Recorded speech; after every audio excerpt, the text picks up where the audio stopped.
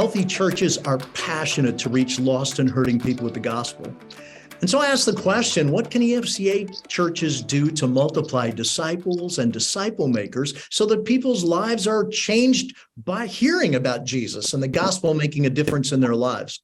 Well, evidence shows us that one of the most effective ways to reach new believers with the gospel is by planting churches. That's one reason why we focus significant energy on multiplying transformational churches among all people in what we're doing within the EFCA. Well, I'm joined today by Matt Larson, the pastor of Anthem Church in Thousand Oaks, California. And Anthem Church really has a passion for multiplying churches and have planted several other churches in places like Ventura and Camarillo, California, and even in Denver.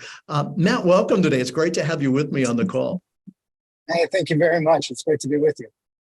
Well, Matt, like me, I mean, you're a free church kid. You grew up in the free church. That's been a huge part of your background. Tell me just a little bit about your history and your connection with our movement of churches. Yeah. Well, back in 1979, actually the year I was born, my dad planted an Evangelical free church in Newbury Park, California, called the Evangelical Free Church of the Conejo Valley. And that happened 3 days before I was born. So to say I grew up in the free church is no exaggeration. It's my entire life existence. So I grew up. I loved our church. We went from park to school to warehouse to whatever we could get our hands on in terms of facilities. But I felt like I just grew up with the church, with the people. I was a youth group kid. I loved our youth ministry and my youth pastor, who ultimately challenged me to consider a life of ministry. And, as I set out into youth ministry, I actually got a chance to go back. I worked at a free church in the San Fernando Valley, Sunland Neighborhood Church, which is very near and dear to my heart.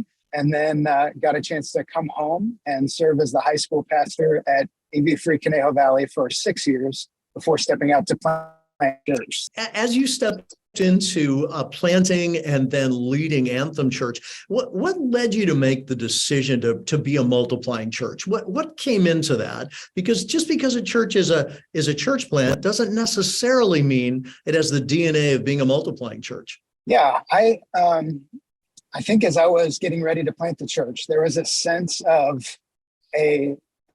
by the way, I've had 1,000 conversations with my dad about these things in the church I grew up in, but I did see a bottleneck of leadership where it felt like there was just this sense of, if there wasn't a new church being started, there wasn't a great opportunity for creative leadership, for high capacity leaders to really flourish in the church. And I mean, honestly, my dad and I have talked about it, not in any kind of contentious way, but in strategic ways of how do we open up that bottleneck. Yeah. And church planting started to emerge as a key avenue for how we empower creative leaders to do more for the kingdom than they ever thought possible, because it really does. It gives away leadership in a powerful way. So that was brewing in me before we even stepped out to start Anthem Church, was just this desire to see more people find their way into key leadership roles in more places so that the gospel could be spread. So that was the origin story of that heartbeat of multiplication. I mean, I appreciate hearing that, Matt, because I think that's a significant value add to the whole idea of multiplying churches. It gives new and emerging leaders opportunities to lead, and out of that to see people come to Christ and to really see the gospel take root and spread in communities. Now, as you think about where pastors and certainly there's a lot of responsibilities and things that are on pastors' minds. What practical steps can pastors take to sort of rekindle their passion and maybe the passion of their congregations for church multiplication? Yeah, it can feel a little bit daunting to think of having something like a residency program or an apprenticeship or even internships that would bring leaders in, because a lot of people might say, well, where do we find those leaders? Where do we get people to come through our system? And even if we have it all in, what do we do with it? And so for a lot of churches, my recommendation, first thing, is to find a church plant that's about to get off the ground and jump in as prayer partners and financial partners, just to stir the heart of the church for multiplication. We're going to get behind these guys. We're going to love them well. We're going to take care of them. If I could tell one story, when we were getting ready to start Anthem, I started actually cold calling free churches just to tell them what we were doing and see if there were any of them that would want to become partners with us, and the Evangelical Free Church in Tulare, California, invited me to come up and preach. They had never met me before in their lives. I didn't know a soul from this church. They invited me to come up and preach. They took the love offering. They blessed me. They prayed for me. They prayed for Anthem Church. They sent us off with a couple of $1,000s. It was a beautiful, beautiful gift. And then a week later, they called me up and said more people from the church wanted to give to that love offering. And they've given since that Sunday, and they sent more money out afterwards. And it was one of those great moments of partnership beyond the dollars. I felt like there was a collective of people behind us saying, we believe in what you're doing and we want to bless it. And, honestly, it stirred me, it grew my faith, and I got a chance to stir them and grow their faith. And that partnership is a great starting point for anybody that wants to get into multiplication, is find what's happening and jump in that stream. And then you'll be surprised what happens as people come out of the woodwork saying, hey, you're a church planting church. And it's true, because you've supported that. You can say that. That's part of your identity as a church. So that's the starting point for me. The practical early stage buy-in is go partner with an existing, fledgling church plant that's working to get off the ground. You more than anyone understand some of the struggles in church multiplication. How have you seen God at work to overcome some of those struggles, some of those challenges that are there as you look at developing and fostering this multiplication mindset within the life of the church? Yeah. I mean, for me, one of the big early stage obstacles was the entire culture. We planted in 2009, and you could look at church history, and I would say the 70s, 80s, 90s, 2000s, church growth was certainly the predominant culture as contrasting with church multiplication. Not that they can't coexist, but understanding like the primary culture was church growth. And so to come into a context and say, hey, we're going to start something, but our goal, it's not that we're anti-growth, but our goal is multiplication, in the sense that that's what we would view as a mark of success of what we're setting out to do, is not accruing, but releasing. And that early stage obstacle, to see God work in people, where there were a couple of things that we did just to try and give people a taste of it. We started all our community groups pregnant. So every community group we started, we would have a second leader in place so that group had the opportunity to multiply early. And so every group would go in with just that sense of readiness to start another group. So each one got to get a taste of both the pains and privileges of multiplication. And so that actually also, we did that before we started Sunday gatherings. And then when we started our Sunday gatherings, we actually, on opening Sunday, stood Kevin Kompelien up, who is he's my cousin, been a youth pastor at a free church for a number of years. I had asked him to come launch with us and be kind of my co-laborer. And we stood up in front of the church and said, all right, great job getting to launch Sunday. It was a ton of work. We're so excited to be here. This is Kevin. He's next. We know where we're going to send him and we don't know when, but a bunch of you are going to go with him, and we're going to invest deeply in this project of seeing another church started. And it was 16 months later that we started Anthem Church. And so that was just trying to sow into people's hearts early. What does multiplication mean? You're right, Matt. And so much of that, when you think about it, it's intentionality. I mean, you're intentionally sowing that DNA, that mindset. But it's also, I love your term, this idea of anticipation, to say, wow, God's going to do something. Something is going to come.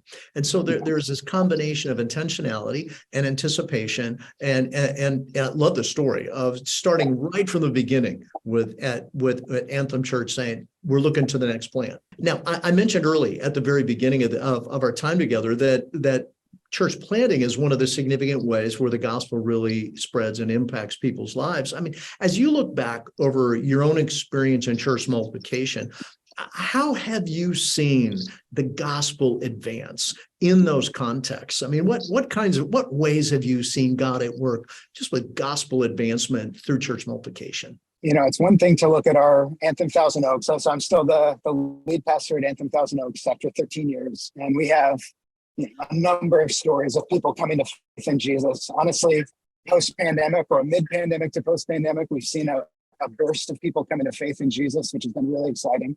And that's the local story.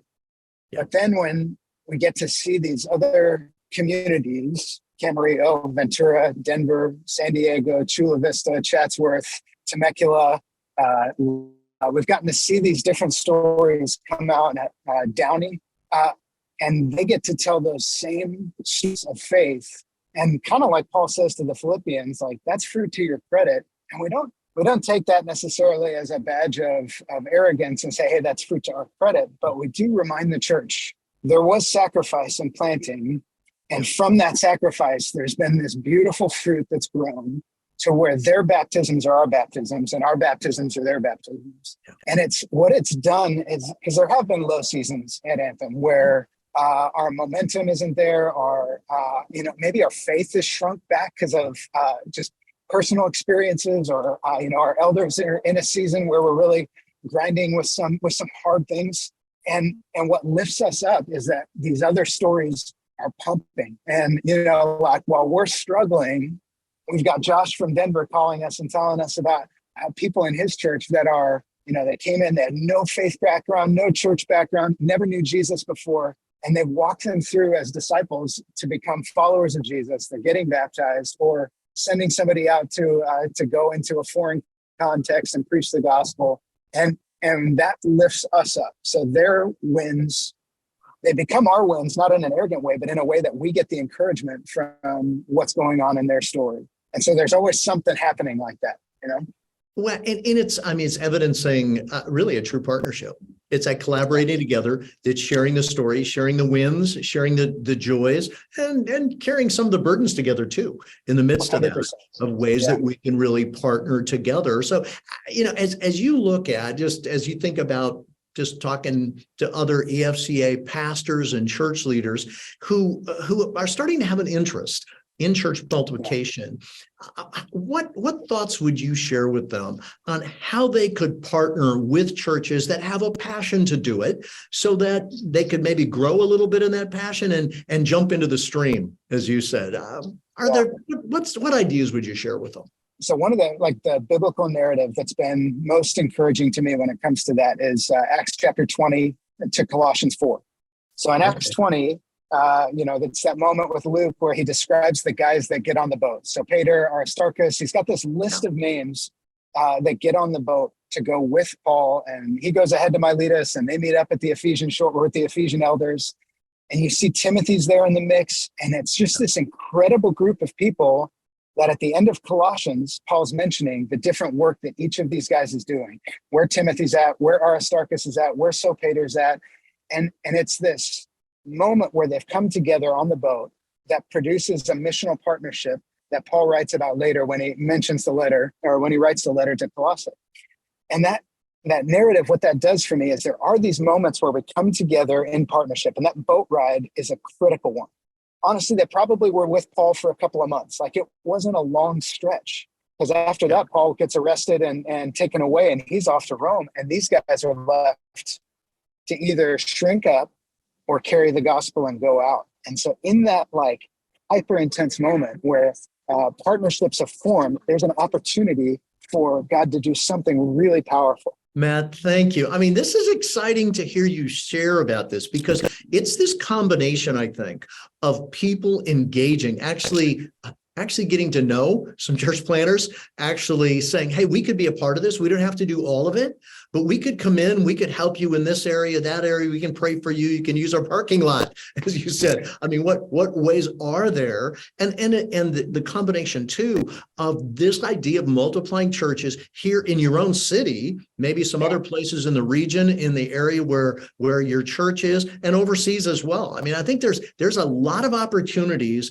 to see the mindset, the DNA, and the heart of multiplication take place. So, Matt, when I think about what God's doing, I'm so encouraged every time I talk to you about what's happening at Anthem Church and the network of churches that you planted with this passion to see people come to know Jesus as we plant really gospel-centered transformational churches and communities to the glory of God.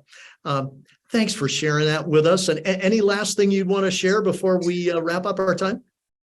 Yeah, I think the one piece that I'll add in is, I think generosity begets multiplication. So if a church is a generous church, and you can start with finance, sending money out of the local church context, what that does is it starts to open your hands to being able to send people, open your hands to being able to use your building, open your hands to being able to commission the next. And so that grip on money, if you're not a generous church, you won't be a multiplying church. And I guarantee that. And so I think that's one of those DNA pieces also, is if you have a heart for multiplication, start stretching your muscles with generosity, even give where it's painful, because that's actually going to train your church for what it looks like to be a multiplying church. So I'd say that's a great place to start.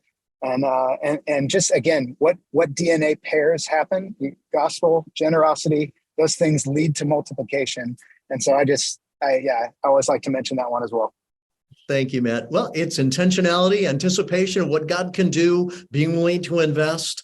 And our prayer across the EFCA is that we would see more churches seed deep in the life of their church this DNA of multiplication, of disciples and disciple makers and churches and church plants and ministries to the glory of God, that we could see more people come to faith and grow deep in their faith, so that, it's the transforming work and power of the gospel. Matt, thanks. God bless you for all you do. And it's a thrill to be able to be a part of seeing what God's doing across the EFCA, and what you're doing with the Anthem Church Network is a marvelous testimony to the work of God. Thank you, my friend. Thank you, sir. Appreciate it.